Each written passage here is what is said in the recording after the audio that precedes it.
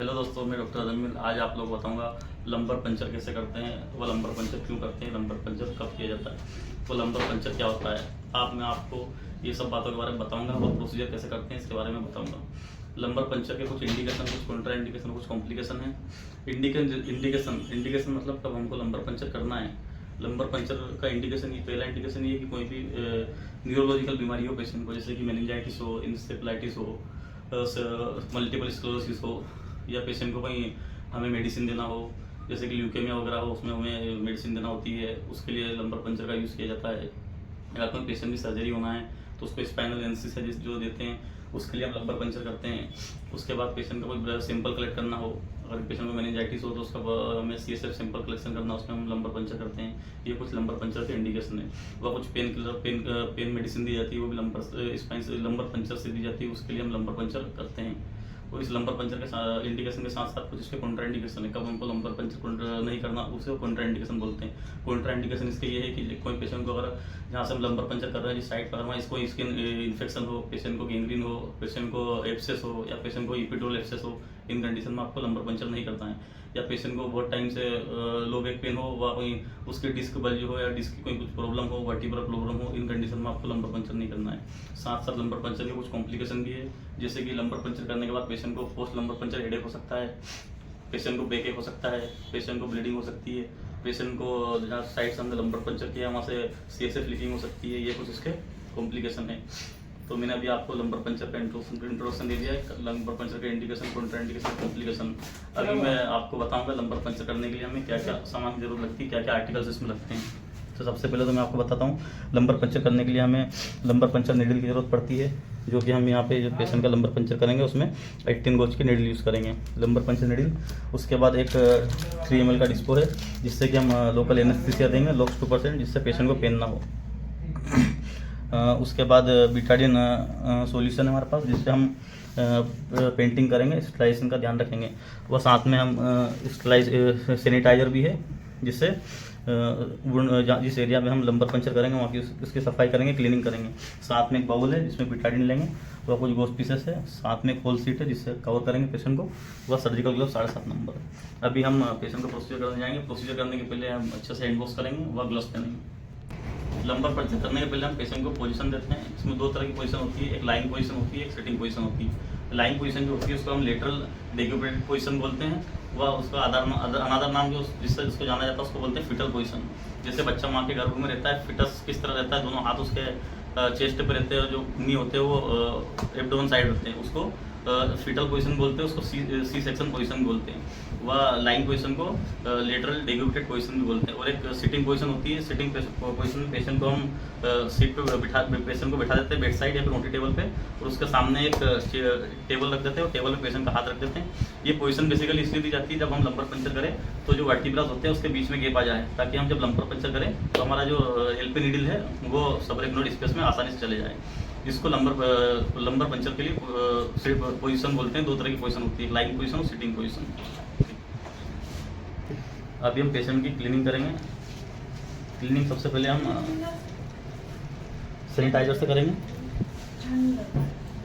Sanitiser से clean करने के बाद सेंटर टू पेरिफेरी इसको हम वॉश करेंगे।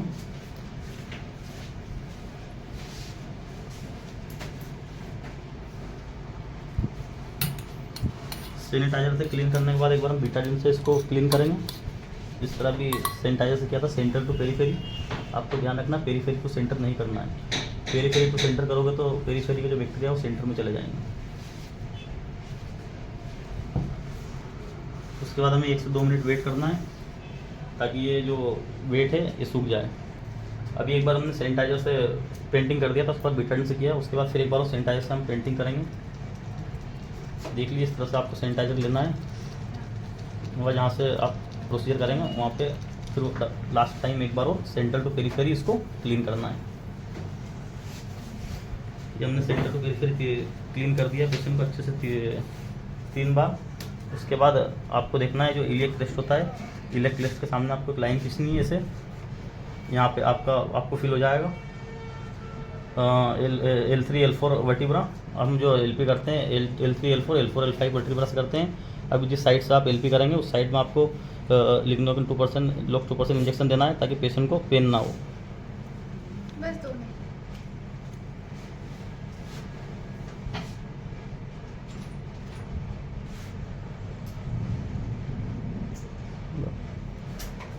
लोकल एनेस्थीसिया दे दिया है। अभी पेशेंट को हमने सिटिंग पोजीशन में बैठाया है। वह अभी साइड को हमने एग्जामिन कर लिया है। वह नीडल को आपको स्लोली इंसर्ट करना है, धीरे धीरे आपको नीडल इंसर्ट करना है। धीरे धीरे स्टिलेट को बाहर निकालना है। जैसे आप स्टिलेट बाहर निकालेंगे तो आपका फ्लूइड बाहर आने लगेगा। देखिए इस तरह से ये आपको एवरी वायल में 20 ड्रॉप तक लेना है।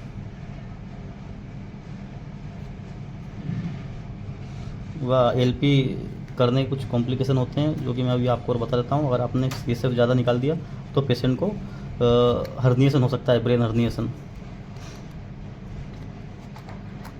दूसरी वायल लो बेटा, लगाओ।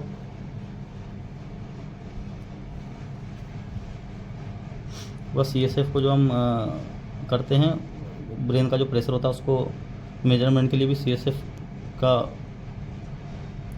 प्रोसीजर लंबर पंचर का यूज़ किया जाता है। अगर पेशेंट का जो आपको है सेरेब्रल प्रेशर अगर मेजर करना हो, उसको नापना हो, उसके लिए भी लंबर पंचर किया जाता है।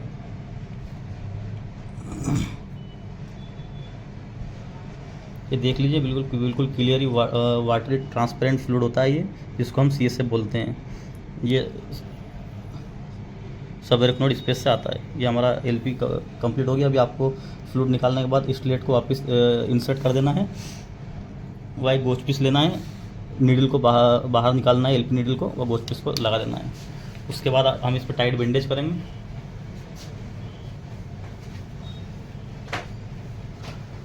आपको ध्यान रखना है एलपी नीडल आप बाहर निकाल दें, उसके बाद इसको थोड़ा टाइट दबा के रखना है। उसके बाद में आपको डायनाप्लस लगा देना है। प्रोसीजर के बाद कुछ इसके नर्सिंग केयर होते हैं जो कि मैं आपको बता देता हूँ। वो इस तरह होते हैं कि आप एलपी कर दें। एलपी के बाद आपको जो भी नर्स रहे, जिस भी नर्स के अंडर में पेशेंट रहे, उसको आपको बताना है। पेशेंट को सुपाइन पोजीशन में लेटा के रखना है 6 से 8 घंटे। और पेशेंट को बता देना है कि आपको सर्जरी के ये प्रोसीजर के बाद हेडेक हो सकता है, पेन हो सकता है, लो बैक पेन हो सकता है। ये सब चीज़ें आपको बता के रखनी है पेशेंट को।